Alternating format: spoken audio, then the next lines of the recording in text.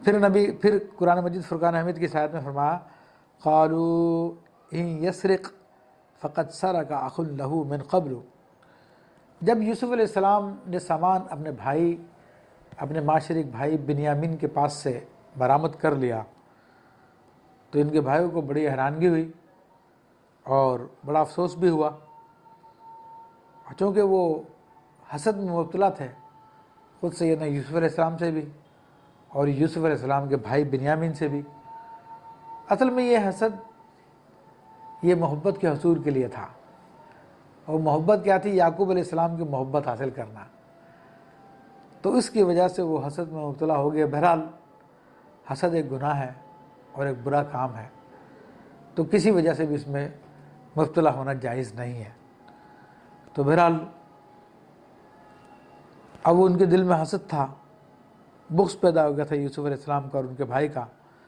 تو بے اختیار وہ بولے کہ اگرچہ یہ چوری کرے تو بے شک اس سے پہلے اس کا بھائی چوری کر چکا ہے۔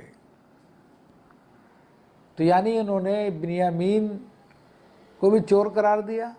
اور حضرت یوسف علیہ السلام کو بھی چور قرار دیا، حالانکہ ان کے خیال میں یوسف علیہ السلام کا انتقال ہو چکا تھا، لیکن اس کے باوجود انہوں نے یوسف علیہ السلام پہ چوری کا الزام لگایا۔ اب یوسف علیہ السلام پہ چوری کا الزام لگانے کی کیا وجہ تھی؟ حالانکہ ویسے یوسف علیہ السلام نے کوئی چوری نہیں کی تھی، لیکن بھائیوں نے پھر چور کیوں کہا؟ تو اس کے بارے میں مفسرین نے کئی باتیں بیان کی ہے۔ ایک تو یہ کہ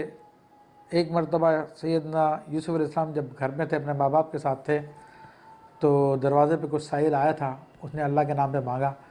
تو یوسف علیہ السلام نے گھر میں ایک بکری تھی وہ دے دی تھی۔ تو آپ نے تو صدقہ کی تھی کہ اللہ کے نام پہ مانگی گئی تھی، لیکن لوگوں نے آپ پہ چوری کا الزام لگایا کہ آپ نے چوری کر دی ہو۔ بعض روایتوں میں یہ ہے کہ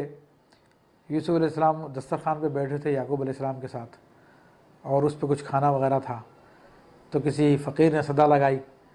تو یوسف علیہ السلام نے وہ صدقہ کر دیا، جس کی وجہ سے آپ کو انہوں نے چوری کا الزام لگا دیا کہ باپ کی اجازت کے بغیر صدقہ کر دیا۔ اور تیسرا ایک مشہور واقعہ یہ بیان کیا جاتا ہے کہ یوسف علیہ السلام چونکہ اپنی پھوپھی کے پاس رہتے تھے اور پھوپھی آپ سے بہت محبت کرتی تھی، جب کچھ آپ بڑے ہو گئے تو آپ کے والد حضرت یعقوب علیہ السلام نے اپنی بہن سے کہا کہ میرا بیٹا مجھے واپس کر دو،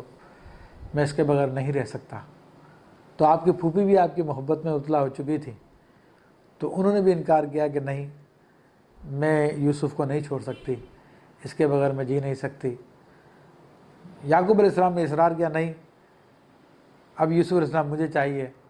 میں اپنے پاس رکھنا چاہتا ہوں۔ تو آپ کی بہن کے پاس سیدنا اسحاق علیہ السلام کا پٹکا تھا، پٹکے سے مراد آپ کا وہ کمر بند تھا جو جنگوں وغیرہ میں کمر پہ باندھا جاتا ہے، تو وہ اس نے یوسف علیہ السلام کے سامان میں رکھ دیا، اور جب یعقوب علیہ السلام یوسف علیہ السلام کو لے گئے تو پیچھے سے اس نے کہا کہ میرا پٹکا چوری ہو گیا، میرا پٹکا چوری ہو گیا، جو حضرت اسحاق علیہ السلام کا تھا، کیونکہ خاندان تو وہی ہے، نسل تو وہی ہے۔ پھر بعد میں جب یوسف علیہ السلام کا سامان نکالا گیا تو وہ پٹکا جو یوسف علیہ السلام کے سامان میں نکلا، تو اس زمانے کے قانون کے مطابق آپ کی پھوپھی نے یوسف علیہ السلام کو رکھ لیا کہ یہ چور ہے، تو اس لیے میں ان کو اپنے پاس رکھوں گا، یہ میرا غلام ہو گیا۔ تو وہ بھی آپ کی محبت میں کیا گیا آپ سے، تو وہ پٹکا آپ کے سامان میں زبردستی ڈال دیا تھا۔ تو بھائیوں کا اشارہ ممکن ہے اس طرف ہو کہ ہاں بنیامین نے چوری کی بادشاہ کا یہ سامان، تو ان کے بھائی یوسف نے بھی پہلے چوری کی تھی وہ اسحاق علیہ السلام کا پٹکا، معاذ اللہ۔ تو اللہ تعالیٰ فرماتا ہے کہ فَأَسَرَّهَا يُوسُفُ فِي نَفْسِهِ، تو یوسف نے یہ بات اپنے دل میں رکھی، وَلَمْ يُبْدِهَا لَهُمْ، اور ان پر ظاہر نہ کی۔ یعنی دل میں رکھی سے مراد یہ کہ آپ نے اس کو برداشت کیا، آپ پی گئے، کیونکہ اگر اس کو آپ ظاہر کر دیتے تو پھر آپ بھی ظاہر ہو جاتے کہ آپ کون ہیں،